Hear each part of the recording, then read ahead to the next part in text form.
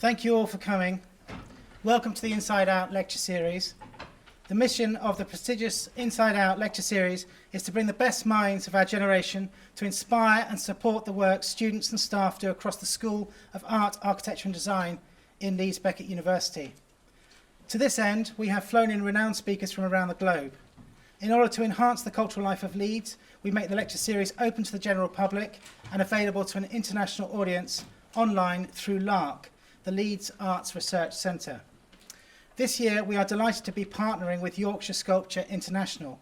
The UK's largest sculpture festival will take place across Leeds and Wakefield from the 22nd of June until the 29th of September 2019, and will present sculpture by artists from across the world.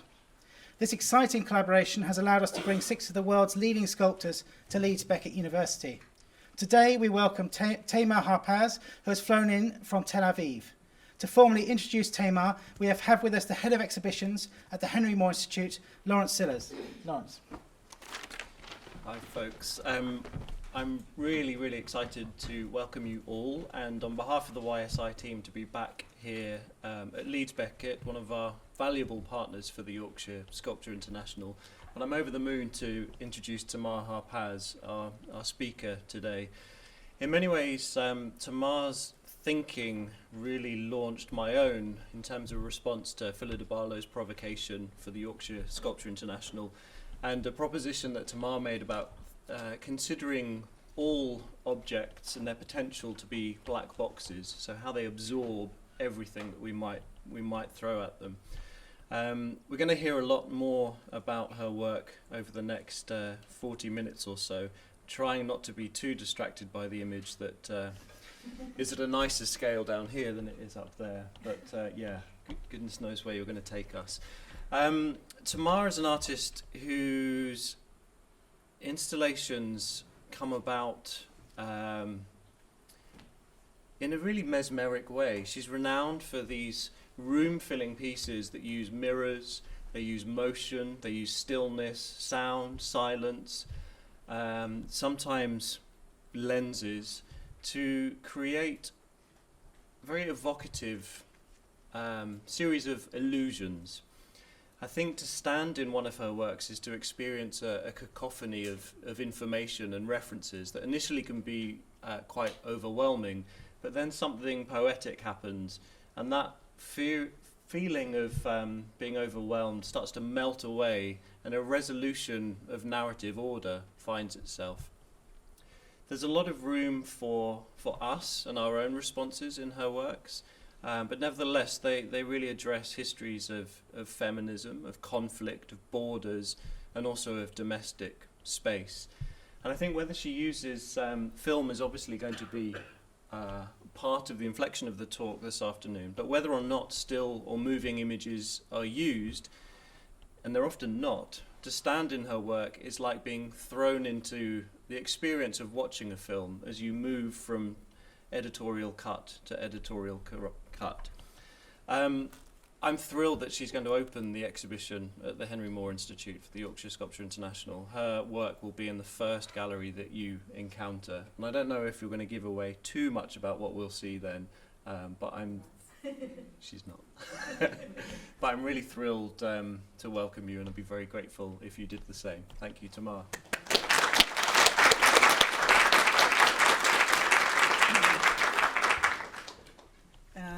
Hi.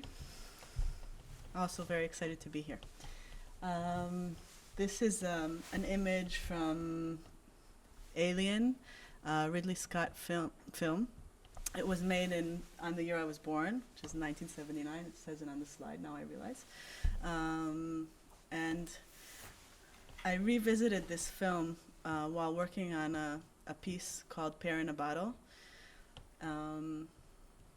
And I was showing the work at Tel Aviv Museum, and the due date, the opening date of the show, which is also when the work was eventually ready, because I'm a terrible procrastinator, so the work is always ready exactly at the last moment. So the opening of the show was actually my due date. I was pregnant, very pregnant, and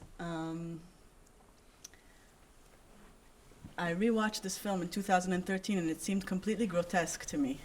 And not because of the bloody aesthetics or because of the graphic depiction of violence, but more because of the way childbearing was presented. This is one of my favorite films, and I think I rewatched it because I had always thought of childbearing as kind of being possessed by your body being possessed by a supernatural power, or a parasitical situation. But suddenly it came to me that this is completely a outside perspective, and not a perspective of,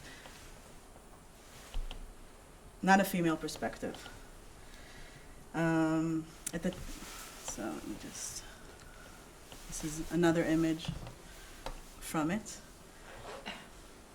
with the lovely Sigourney Weaver. And at the time I was working on this piece, I was interested in trying to create a real image. A real image, in contrary, well, a virtual image is like an image that we all know is the image where you see the image reflecting behind a mirror.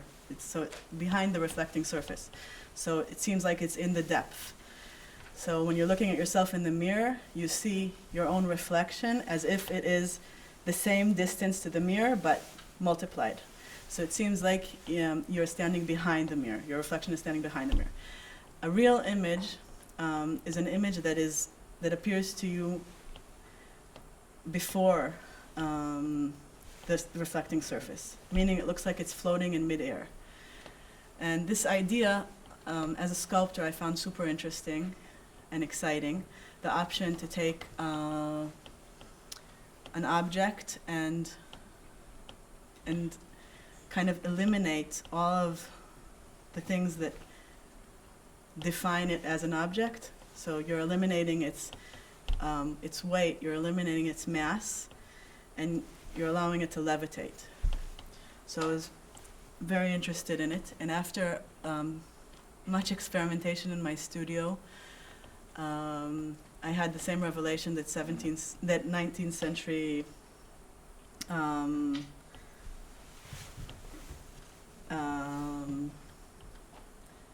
Bouzeau had, which is what he did was he took what I did as well. I did it completely by chance, was to take concave mirrors.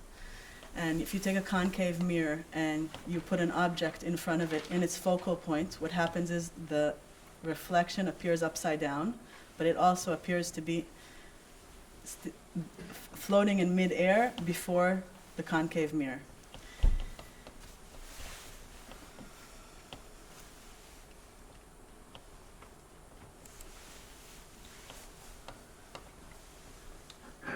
I'll show you the piece for Tel Aviv Museum.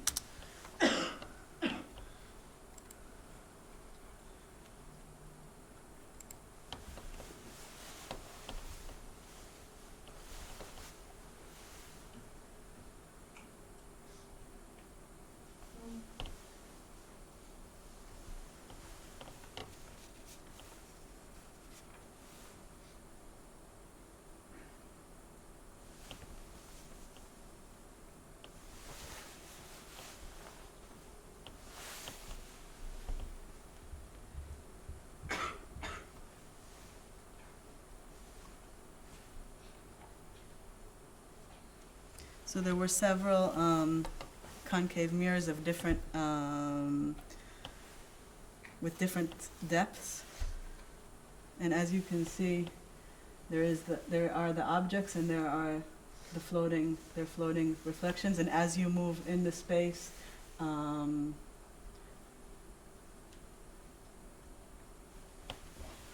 they appear. And I was influenced by the Bouzeau 19th century experiment. I was trying to create this kind of small-scale mythology. and making my own version of it somehow.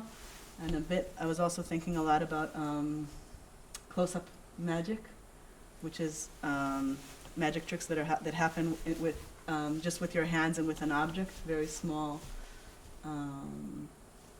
situations.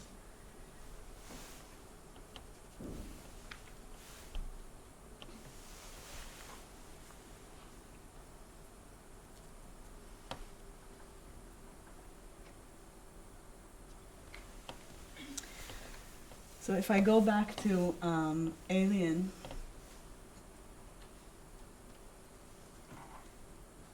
this outside perspective of this thought about this outside perspective reminded me of trickery that I was fond of and interested in, which is a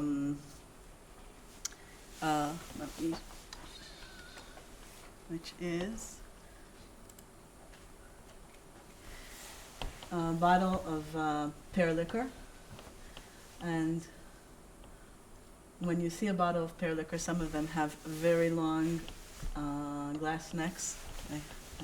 Let me get a different image because this looks very easy somehow. Is this a better one? Here. So you're thinking, how did they get this pear into the bottle? And my immediate thought was, okay, there's some kind of trap bottom. The bottom actually opens, or maybe they blew the glass over the pear. But actually, so the mistaken intuition is to keep thinking about the bottle's past. When actually what happens is they take, how do I go back to here? They take, what they do is they take the bottle and they put the blossom into it, and the pear fully grows and ripens inside of it. And what I found interesting about this was that it somehow entailed this idea of something different than linear time, something different than being possessed by a body being possessed by a parasite. But actually, what I realized was that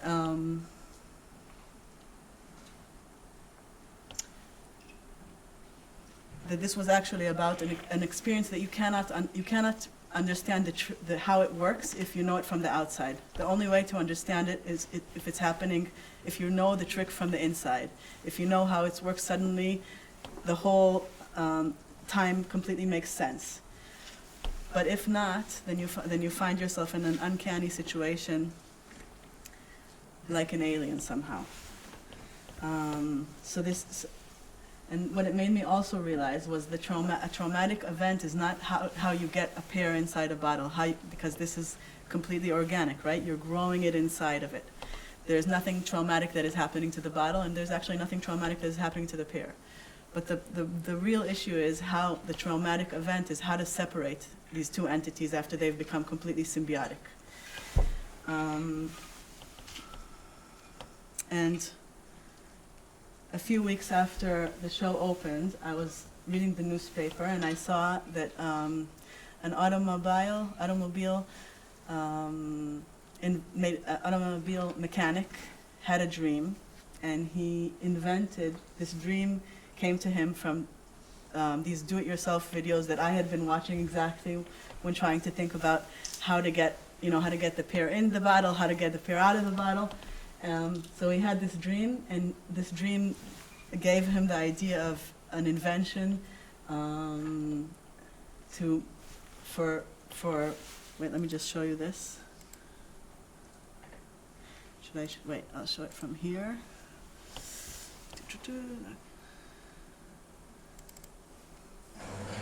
Okay, this is a cool trick that I want to show you, and if you like, you can make a bet on it.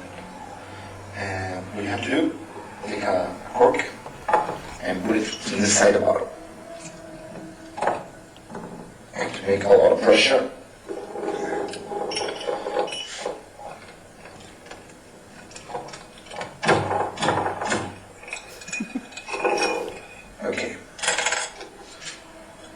tell you that now I'm going to be able to take the cork of this bottle without breaking the bottle. And obviously I won't be able to use my fingers. So how will you take off the cork from the bottle? Let me show you how. Okay, to take the cork off Right. the bottle, this is what you have to do. Take out the back, roll it, and put it inside the bottle.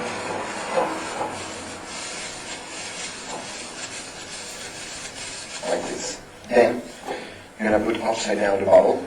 You're gonna let the cork to fall next to the plastic bag. Then you're gonna take the bottle and blow the plastic bag away. Okay.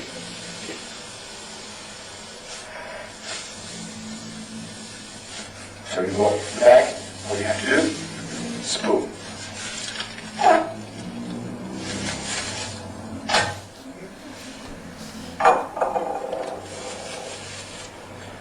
Here's your cork.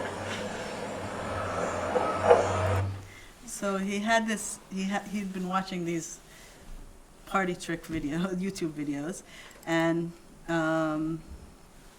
he had a dream, and he invented this invention, which is actually used to solve the problem of vacuum extraction. And this idea that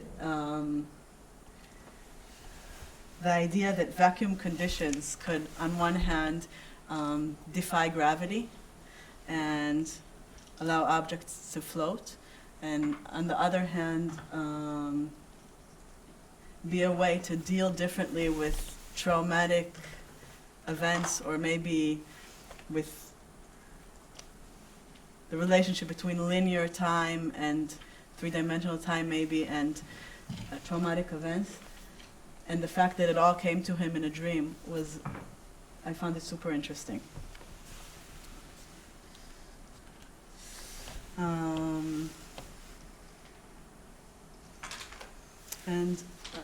After making this piece, I was in Tel Aviv, and feeling that the political situation and political climate in the Middle East and in Israel in particular was becoming more and more unjust and violent. And I had always felt that that it was critical and urgent and important to create art specifically in this kind of habitat. And even though this was always my standing point, I felt like my hands were tied and I had nowhere more to step. And I applied for a Rijks Academy and moved to Amsterdam. And when I moved, I was imagining that this move would allow these kind of vacuum, like I imagined Europe and the liberal Europe and the clean Europe would allow these kind of vacuum conditions to rethink and to work differently and to have a dialogue about the narrative, the local narrative that I grew up in.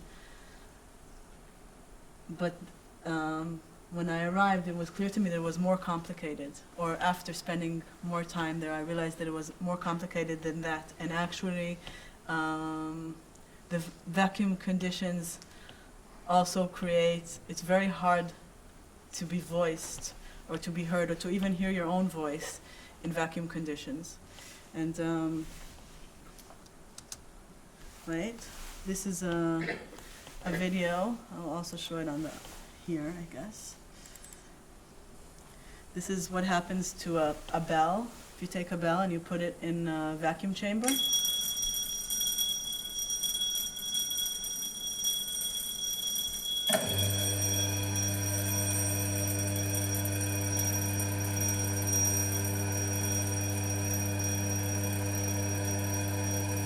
So to be able to hear sound, you actually have to have friction. You have to have something, you have to be able to make something vibrate. And You need a medium through which to hear the sound. And air is one option of the medium. Dirt, pollution, there are lots of things, political tension, there are lots of things that create resistance in life and can allow sound to be heard.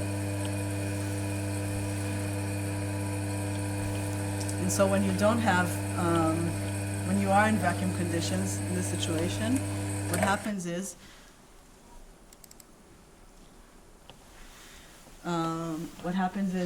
is that the object is still vibrating, but there, you can't hear these vibrations. And so the first piece that I made in Amsterdam was called It Was a Vacuum Formed Around One. And what happens in the piece is you enter a space, it is completely dark. There I set and I made partly crafted and partly found objects that I set in the space that depict situation of someone that is living a life of an outcast, somebody that's living in outer space, or just somebody that's fallen off a grid. And the space, I don't remember if I just said this, was completely black, completely dark, not black, completely dark, no light in it. And there were lots of solar panels spread out all around the space. And the solar panels, when what they do is they absorb the light, but they absorb the light. The solar panels were connected to speakers. It's a bit complicated technically, this piece. So the solar panels are connected to speakers. And when the light changes, they detect these changes and they transform the light into electricity. And because they're connected to speakers, the electricity transforms into sound. And in this space, there was a laser that was spinning on its own axis, and it was almost like it was scanning the objects in the space. And as it scanned an object, the object lit up because it was completely, imagine, completely dark. So suddenly you saw this, the object. The light broke because of the object, and the change that's happening in the light creates a sound. So this was like this kind of relationship, like translating this light into sound. And the soundscape was an abstract of a war zone. So let me show the piece.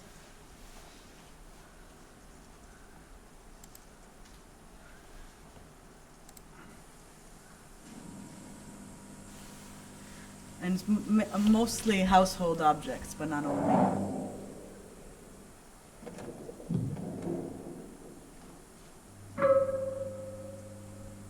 So what you're hearing is the light, actually. Like, there are other lasers that are also. This is the laser that is spinning, and then there's other lasers that are acting like.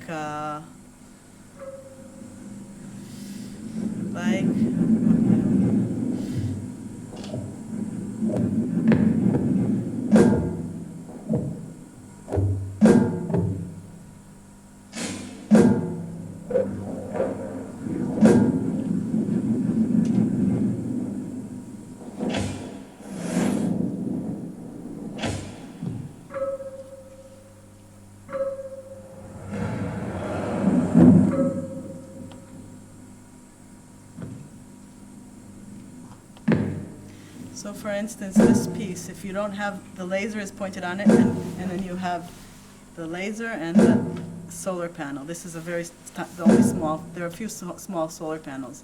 Wait, let's just listen to this.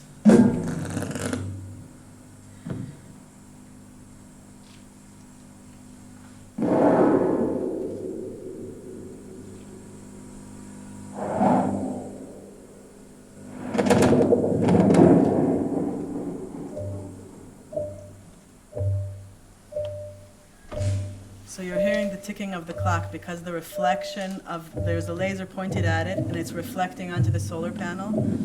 And the solar panel is, the glass on the clock is vibrating with every tick very subtly, and it's detecting this vibration and translating it into that other kind of tick.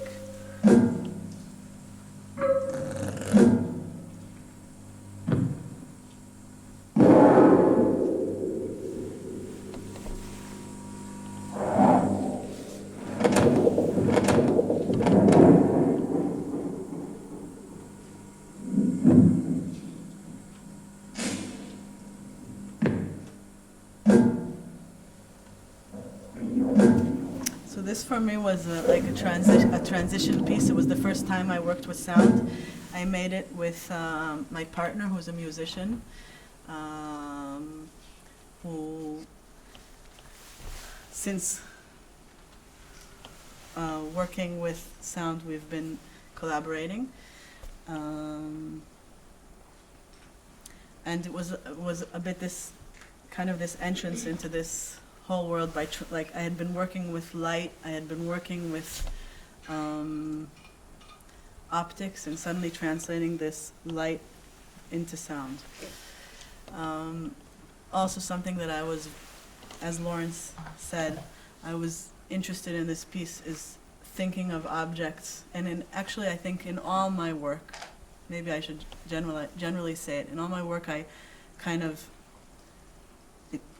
the way I see sculpture is that objects are like black boxes and they carry memories, and I'm always trying to work with their history and trying to find ways to bring out their latent stories and their subconscious. And using, what I usually do is I use their form, so the way their shape, their color, their materiality, their weight, anything that describes them, to try and reconstruct a story or a history that is kind of a combination of what the story that they're telling and something that I would like to tell. And so after working with this piece, I was interested in I started to research more how to work with sound in that sense, how you can hear an object, what an object sounds like. And I was also interested in this idea of, I was also interested in the idea of how you can create a space or a specific place from its sound. What does a place sound like? And what I started to realize is a place actually, what it sounds like its own echoes. That's how if you think of a ringing phone, it sounds completely different in a church or in an elevator, right? So its reverb and its echoes are the way you can actually bring out a place, specific place, through sounds. And this is a show I did this year in Tel Aviv Museum, but I'm going to go back and show a piece I did in Amsterdam, the Rijksacademy. It was in 2016. It was at the beginning of 2017, actually. And this was the accompanying text.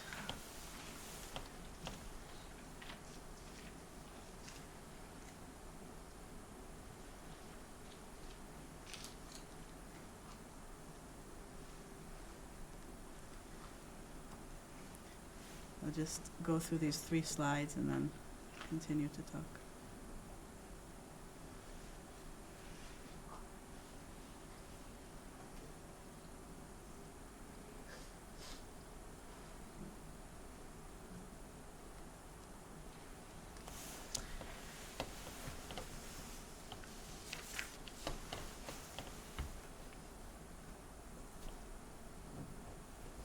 And so what I was interested in was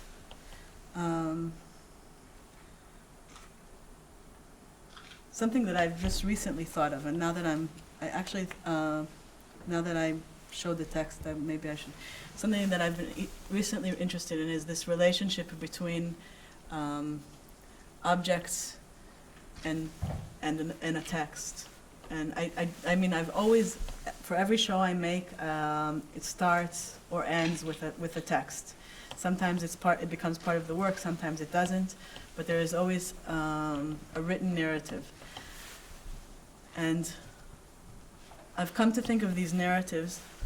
It actually came out in our conversation that we had. Is that these narratives are? I mean, that you don't have manuals anymore. Manuals are not part of our culture. I mean, you don't get an iPhone, which is a super complicated device. You don't read the manual before you use it. When we used to get a VCR or I don't know, or a CD player or anything, or a television, there was a huge manual, and it took hours to set up. And an iPad, which is so much more, or an iPhone or a computer, which is so much more complicated and complex, you just start using. And so this is something that I just recently thought of in relationship to writing these texts about works. What is their place in the work?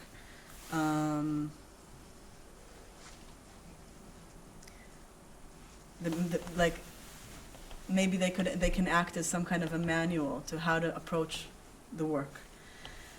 And I'll describe the work. You entered the room. It felt like a construction site. Very little material. It's the least amount of material I've ever used. Parts of objects or household objects. Mostly all of them were hanging, and all of them were making sounds. There are no speakers in the space. I didn't say this. There are no speakers at all in the space, and everything is wired up with contact mics. And so the objects become the speakers. The objects, so the materiality of the object, if it's made out of porcelain, or if it's round, or if it's made out of wood, or if it's made out of metal, every single thing determines what sound these objects are going to make. And the score was built through the text that you guys just saw.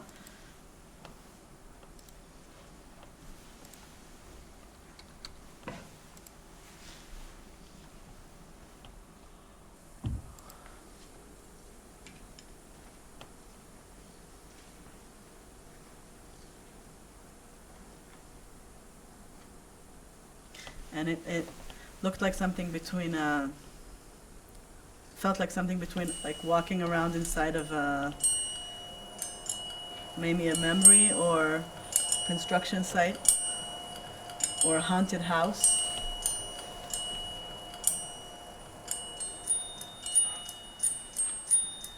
So for instance, what was moving the spoon was actually sound waves were moving. A very low frequency was moving the spoon, making it vibrate and hit the little stick.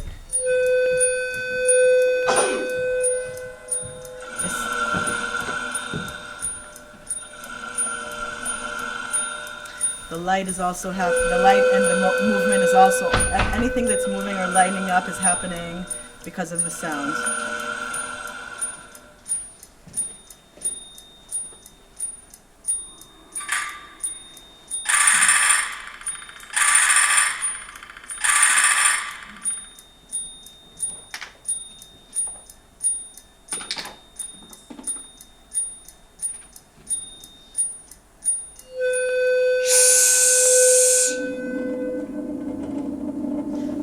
Piece of silicon that is riding up on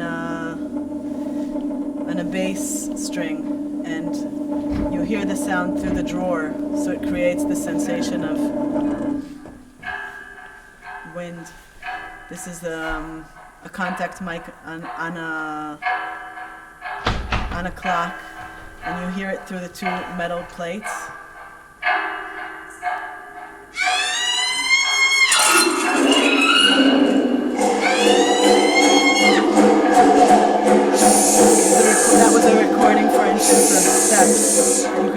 with a drum.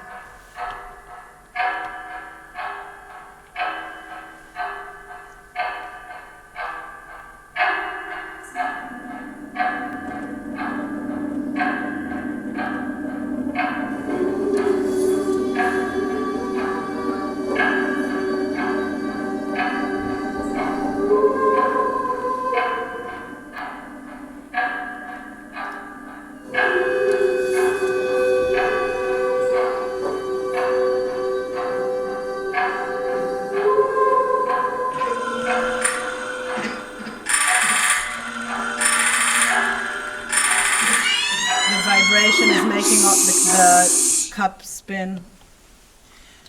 So for 2 years I made I think around 4 big pieces with this kind of like instrument. Every piece was different, with different objects or in a different score and a different text and a different narrative. Let me show another one. This was I made in, oh no, not this one. Let's see. March Madness. Oh no. No. Let's see. This is a piece made for a place, right? Let me just, it's a place called the Kunstfort. It's on the outskirts of Amsterdam. It used to be where the king and queen of the Netherlands and all the, the staff of the government would hide if there was a dangerous situation, and it's super 19th, 20th century. They have rose thorns that are like walls of roses that are supposed to protect. The thorns are supposed to protect the place, and it's built. It's very dramatic. It feels like a shelter. And so this was the piece I made for. Wait, and let me just say that in World War II it was occupied by the Nazis, which was also interesting. That was never ever used except for when it was occupied by the Nazis.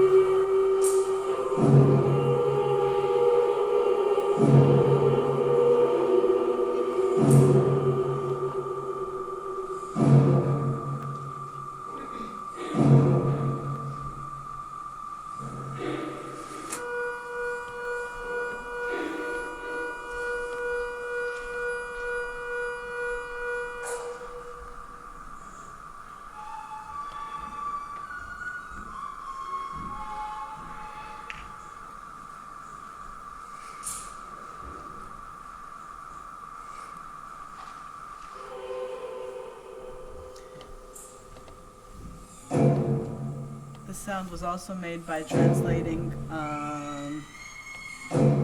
the moving. There was a piece of metal that was being pricked, and there was a laser and a solar panel. So if the laser is not there, you can barely hear it.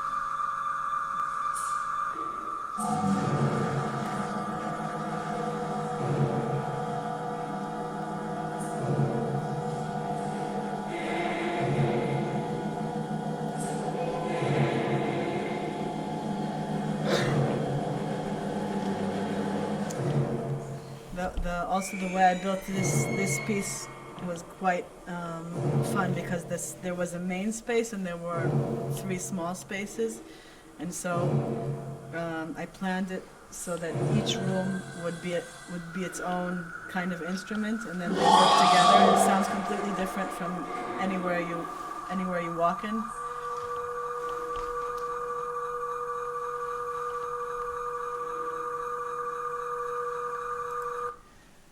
And I'll just show one more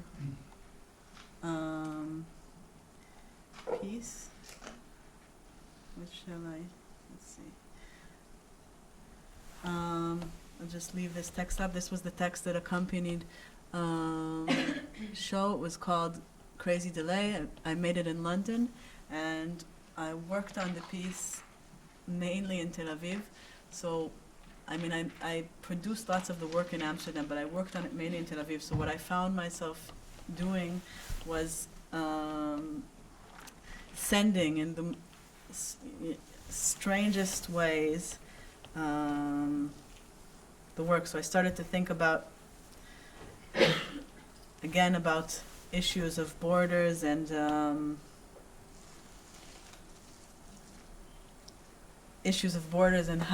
how one can take his valuables with him.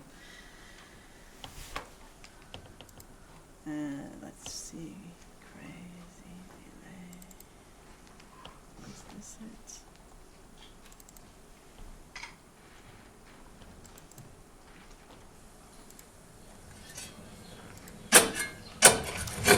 So the sound also relates to the text.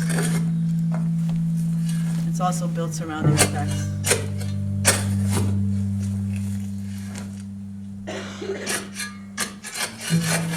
It was also made with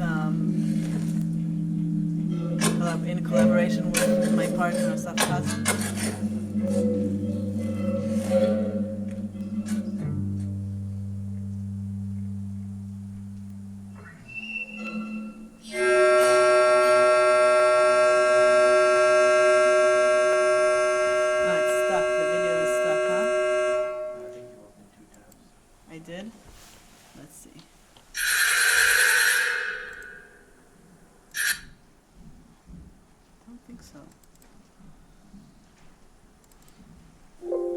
I did, you're right.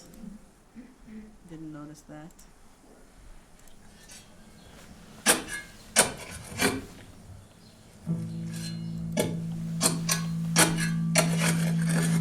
And it was the first time I ever worked in full daylight, which was quite also an exciting experience.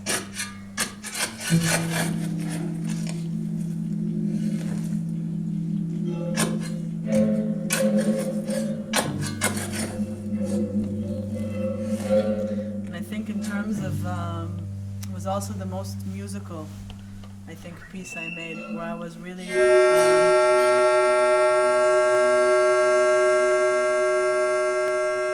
the sound is making this fluorescent light vibrate, and that's making the rocks move. This is again that same wire, which and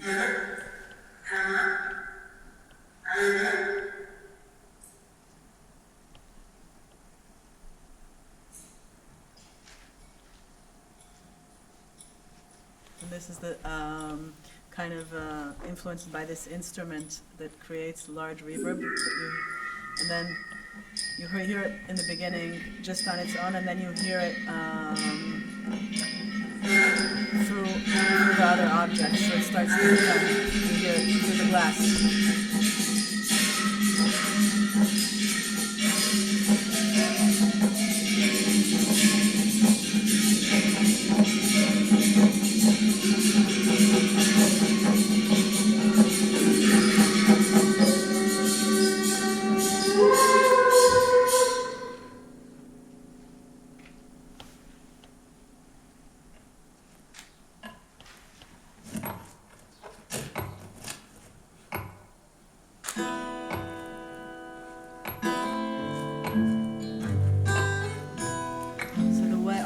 way the space was built was influenced by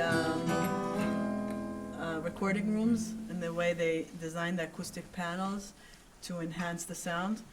But the sound was the panels were glass, so it sounded, the glass with the digging sounded very crisp or very crystallized somehow. That's it.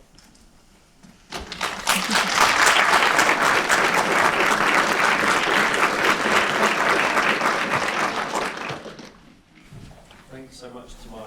I should have asked you, but you're okay to take questions. Yeah.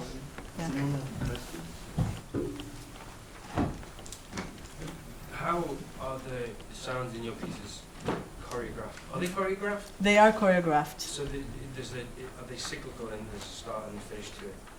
Well, it's an endless. It's a loop. It's an endless loop, and they are choreographed with, with a simple. How can I forget what it's called?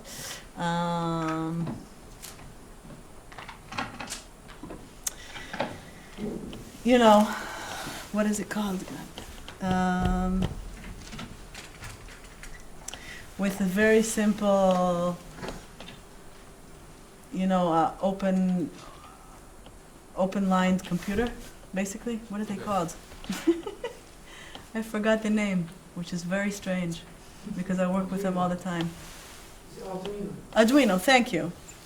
Yes, that was very strange of me to forget. So it's they're synchronized with Arduino, and the score is very complicated because the way I work is I write the text and I have kind of like a score on the wall of my studio, which is a list of sounds, and a list of sounds and how I want to make them, and then what happens is when you get to the space, because it's not like a a concert or something.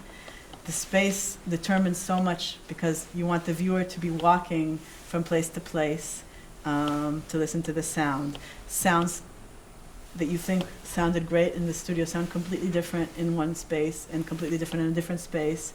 And then the work kind of, like a very important part of the process is the moment of entering the space and working in the space, and that's also when I was doing work that didn't incorporate sound, it was exactly the same.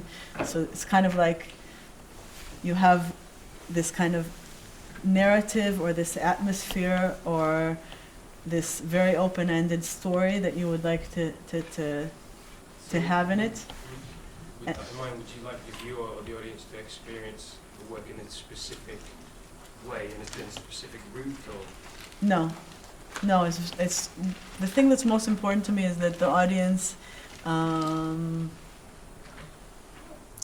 is interested and is active in the process and doesn't, so that the audience actually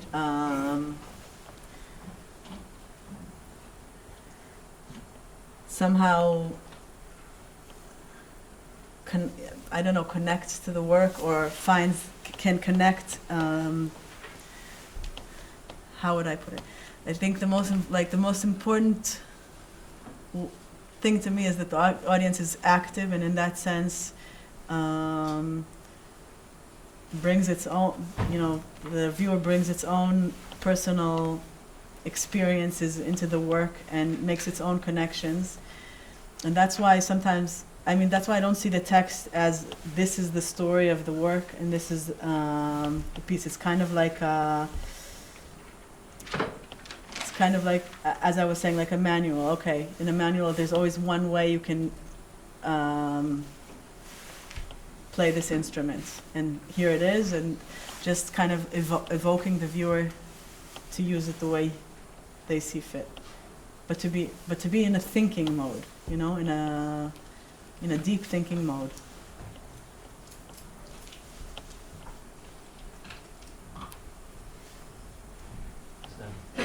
Thank you very much. Really lovely to hear you speak. I wondered if you could talk a little bit more about the relationship between the way that you capture your work and you document it, and the way that it is created so specifically for a particular site.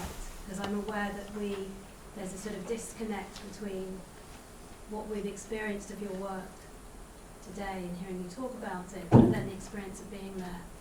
And is that something that you, I don't know, does it matter, does it not, or is it different? I think it's very different.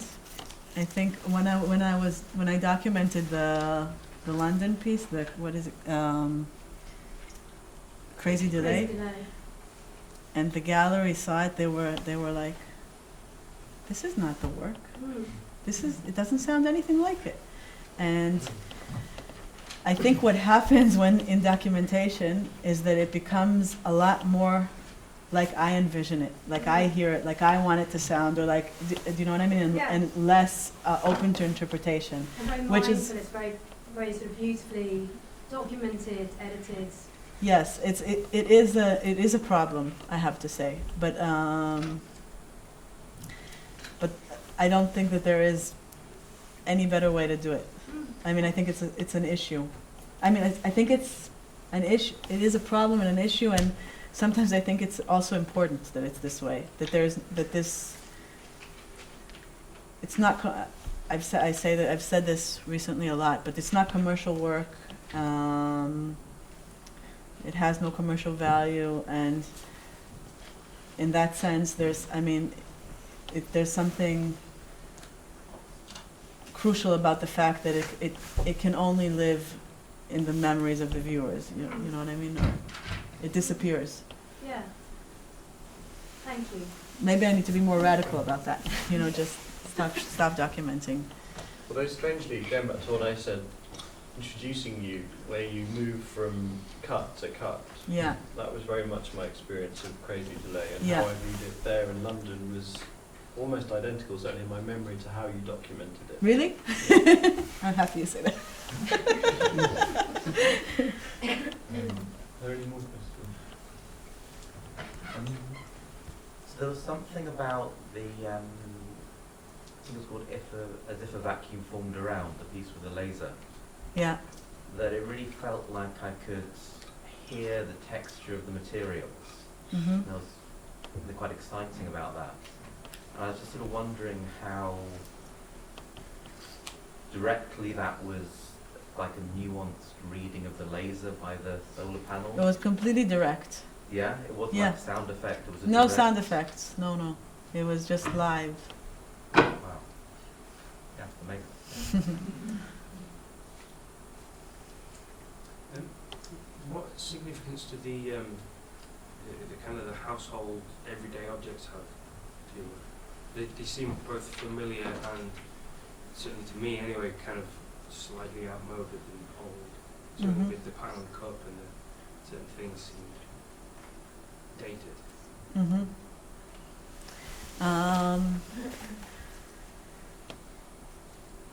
I think that's something that I really have always been interested in. Is the process is, as I said, the way it works with a score, a storyboard, or a text.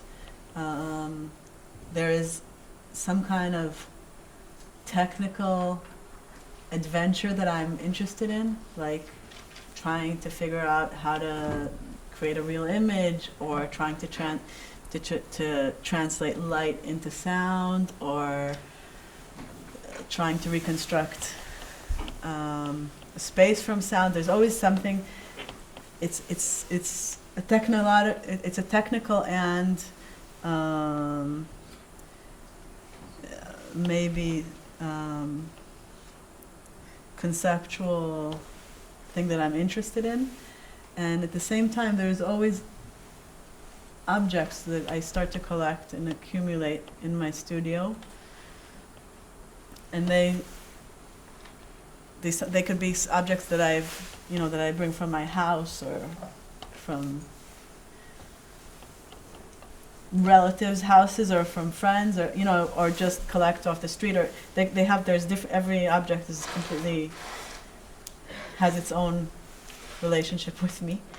And in the process of the work, what I do is I you know, it's just like a bit like a Foley artist. So I have these objects, trying to connect the object to making a sound, what sound they make, what's the relationship between the sound and the relationship that I have with that object, what's the, you know, all these kind of little stories that I'm interested in. And sometimes the objects are, as you say,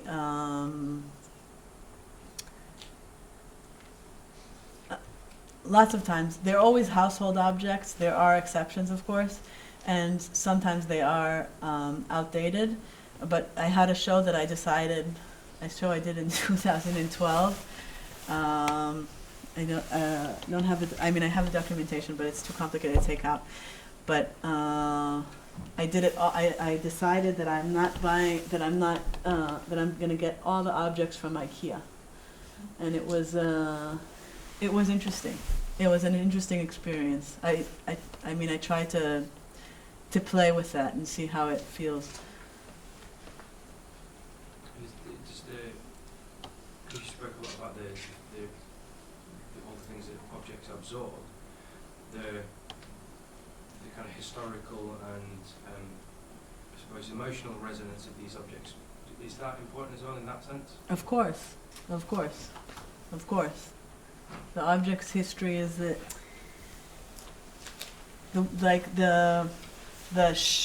piece after I think the piece after it was as if a vacuum formed around one.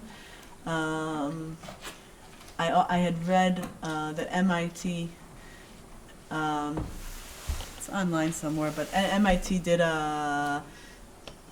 found a way to if you take a video camera and you take a video without any sound of any object in the world, basically, like this piece of paper, you can take that video and reconstruct the sound just by looking at the way this piece of paper vibrates. It vibrates super delicately, so we can't see it with our eyes.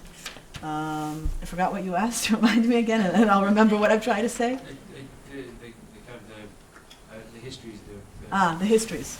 So when I read this, I looked at at the way they built this algorithm and all this stuff, and I started to imagine, like as I had already said, that every object in the world could be a black box, and imagine in this fantasy of what happens if everything in the world is capturing and absorbing anything that it's heard. But actually, there's no way to, of course, to reconstruct this, right? So the idea, so my thought is to use them like exactly like Foley artists do, in the sense that it's as if it's a formal use. You know what I mean? Like, do you know how Foley artists will break celery to make the sound of a breaking bone? And then you look at the celery and you say, oh wow, that celery looks exactly like a bone. It's exactly the same shape as a bone. And then you start to think of this relationship between the celery and the bone, and how, do you know what I mean? And how the sound actually transforms that celery into a bone. And in that sense, you cannot, I'm not interested in doing it literally like MIT, but I'm interested in doing it it's like a poetic quest in that sense. Okay, go on. Do they come equally from conceptual and from technical, or are there things that you do that are kind of led more technically, and some things that are more conceptual that you have no technical kind of ability to kind of do? I mean, I just wondered about that relationship between. They kind of happen simultaneously. There's Yeah. always both. It doesn't. It always starts with a situation where I have no idea how they're going to connect. I mean, it doesn't. On one hand, I have no idea how this text that I'm writing relates to these weird experiments I'm doing in my studio, but on the other hand, the experiments always come from a thought that is not. I'm not a scientist. I don't know anything about science. So they always relate to things that I'm wondering about the world. But you have to kind of make sure that they're at some point technically possible. Everything, I think, the thing that I've learned is anything is technically possible. That's my, there's nothing that, if you're very determined, anything is technically possible, I think. So you're having to also collaborate in that way with people who might be able to tell you, oh, we can do it this way, or... Yes, of course. I have lots of people helping and advising and thinking.